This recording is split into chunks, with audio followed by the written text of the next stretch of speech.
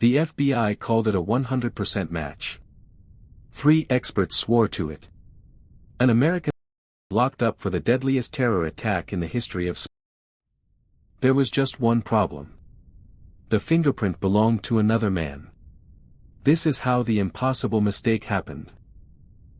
March 11, 2004. 7:37 in the morning. Madrid, Spain. 10 bombs tear through 4 commuter trains packed with workers and students. 191 people are killed. More than 1,800 are wounded.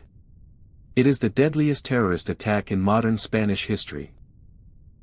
Within hours, investigators are combing through the wreckage. In a stolen van parked near one of the stations, Spanish police find a blue plastic bag. Inside it, detonators matching those used in the attack. And on that bag, a single, partial fingerprint. For over a century, the fingerprint has been the gold standard of criminal evidence. Unique. Objective. Supposedly infallible.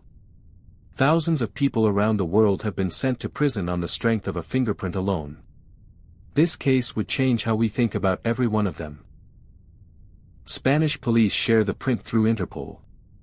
5,000 miles away, the FBI runs it through its automated identification system, a database holding the fingerprints of more than 45 million people. The computer returns 20 possible candidates. Candidate number 4 is about to have his life destroyed. Mayfield. 37 years old. An attorney living quietly outside Portland, Oregon. A former Army officer. Married, 3 children. A man who had never set foot in Spain, and whose passport had been expired for years. FBI examiners study the print, point by point. A supervisor signs off. Later, even an independent expert appointed by the court agrees. The Bureau declares the identification, quote, 100% verified. Their own experts describe it as bomb-proof. But there was more behind the government's interest than the ridges of a thumb. Mayfield had converted to Islam after meeting his wife, Mona, an Egyptian national. He prayed at a local mosque. And he had once represented, in a simple child custody case, a man who was later convicted on terrorism charges. None of that was evidence.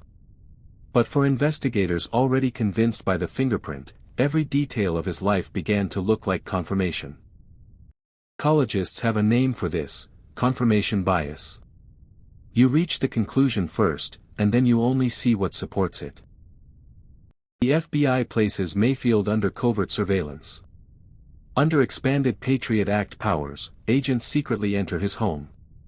They copy the family's computers. They photograph documents. They tap the phones. His wife notices small things out of place, and wonders if she is imagining it.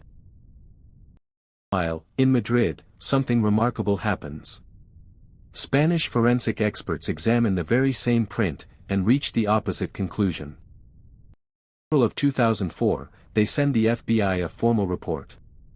One word defines it: negativo. Not a match.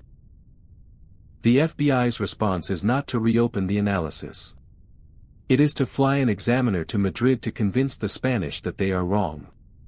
The Americans double down: the match, they insist, is absolute. The Spanish hold their ground. That print belongs to someone else. 6, 2004. FBI agents arrest Brandon Mayfield at his law office in Portland. He is charged with no crime. He is held as a so-called material witness, a legal gray zone that allows the government to lock a man up without ever charging him. He is strip-searched, shackled, and locked in a cell for up to 22 hours a day. Within days, his name leaks to the press. Around the world tie the Oregon lawyer to 191 murders. Officials privately discuss charges that could carry the death penalty. At home, his wife and 3 children live under open scrutiny. The house is searched, belongings carried away in boxes, the children watching it happen. The family's only offense, as far as anyone can tell, is sharing his last name. On May 19, the Spanish police drop a bombshell. They have identified the fingerprint, and it does not belong to Brandon Mayfield. It belongs to Ounain Daoud, an Algerian national living in Spain. His right thumb. A verifiable, demonstrable match. Within a day, Mayfield walks out of jail. On May 24, the case against him is formally dismissed. He has spent 2 weeks behind bars for an attack committed on another continent, by another man, whom he had never met. What happens next is almost unheard of. The FBI issues a formal public apology, one of the very few in its history. But an apology cannot answer the real question. How did the most famous crime laboratory on Earth get it so catastrophically wrong? In 2006, the Inspector General of the Department of Justice publishes a devastating report. The examiners, it finds, worked backwards, in a process the report describes as circular reasoning. Once the computer suggested Mayfield, they began finding similarities that were not there, and explaining away every difference. The report reaches one more conclusion. Mayfield's faith did not cause the initial match. But once investigators learned who he was, a Muslim convert married to an Egyptian, it became part of why nobody was willing to step back and ask the obvious question: what if we are wrong? Mayfield sued the United States government. In 2006, it paid him and his family $2 million and handed over a written apology. And he kept one thing off the negotiating table: the right to keep challenging, in court, the law that had been used to search his home. The judge would later declare parts of the Patriot Act unconstitutional in his case, a ruling ultimately overturned on appeal, on procedural grounds. But something else could never be overturned. The myth of the infallible fingerprint had died in a Madrid evidence room. The Mayfield case forced forensic science to face an uncomfortable truth. A fingerprint comparison is not a calculation. It is a human judgment, made under pressure, shaped by expectation, and vulnerable to bias. The examiners were not corrupt. They were certain. That was the problem.